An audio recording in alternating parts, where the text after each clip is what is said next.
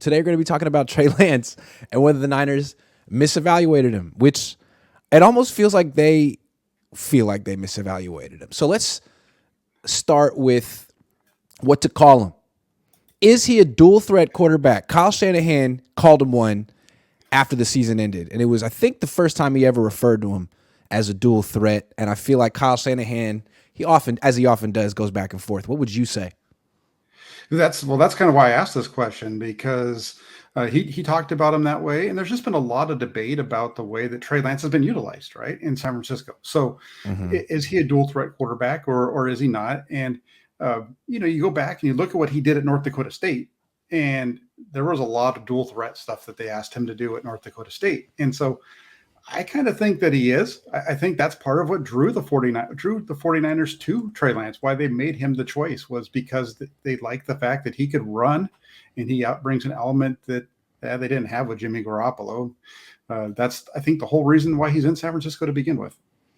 I agree. I totally look at him as a dual threat quarterback, and he's not like Lamar Jackson or Justin Fields. He's not necessarily the most athletic player on the field, but I definitely think you can use him as a runner. And I think some of the conversation about him has been a little too simple. Like, is he running too much or that kind of stuff? Like, he should run. But I guess my issue with him is, because the way you look at it is he's in the backfield, he's in the shotgun.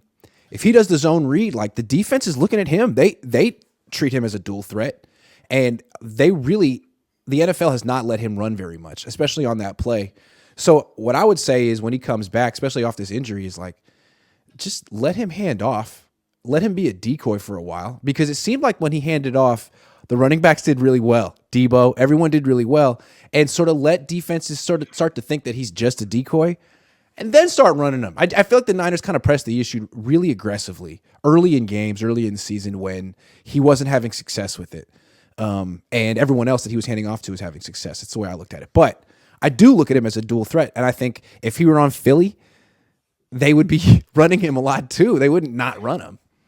Yeah, and that's the other part of this question, right? Why it's a good one is because this has been a hot topic around the 49ers since over the weekend, right? When it comes to Philadelphia and the 49ers, Jalen Hurts, right? This has been a huge topic of discussion. And I pointed it out during the season that the 49ers, when they drafted Trey Lance, I think the 49ers wanted him to be for them what Jalen Hurts is for the Eagles. They wanted him to be that guy that was going to run. I think those two organizations are very similar. They both want to have the best defense. They both want to run the ball. I think so. I agree. And I do think that I think that the only area where Lance, I think, struggles a little bit is I just don't know if he has the speed to get to the edge that they were expecting.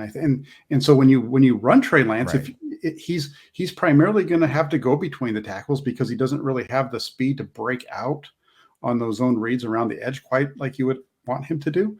And so I think he's a little bit more he's going to have to be between the tackles. And I think the other piece with him here is we need to look a little bit at how they're utilizing him, because I know like the runs between the tackles, that's where the big issue was for people.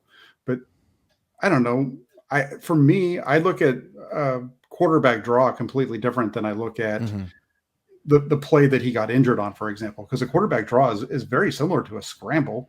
Everything about it is trying to open up the defense so that he can then get up.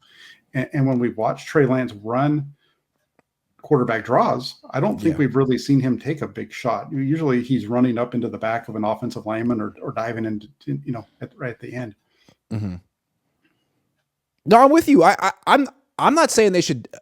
If you say don't run him anymore, like, I don't know how viable he is as a quarterback. The whole thing is that he can do both. I think that the problem is Philly took Jalen Hurts with like the 50-something pick. You can take a running back there. Mm-hmm. You can run your quarter. No one's going to be upset with how you use him. But you trade up to number 3, all of a sudden everyone has an opinion, and it's like a precious commodity.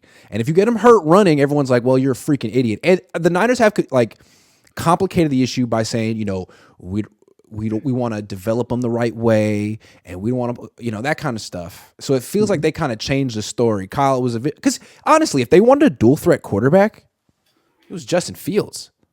They took the wrong one. If they were looking for a dual threat, I thought they were saying, yes, he's mobile, but we don't want to think of him that way. We want to use him like a traditional guy, and then all of a sudden they hand him the starting job. maybe internally decide, he's not ready for it. Let's decide.